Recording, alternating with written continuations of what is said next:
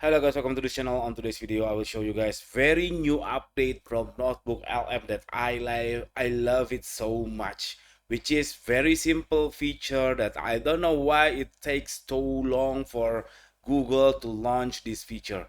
This feature is simply just spin the notebook. As you can see, I have these two notebook that I open it every single day, maybe more than once per day, and then sometimes I have to scroll looking for that notebook.